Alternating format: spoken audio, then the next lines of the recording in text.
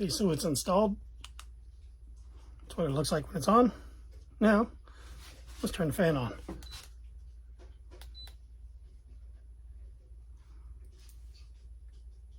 Works pretty good. It's got a high, little pretty good output on it.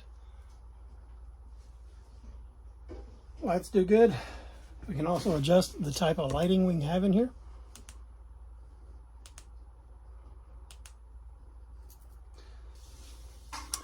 Recommend it.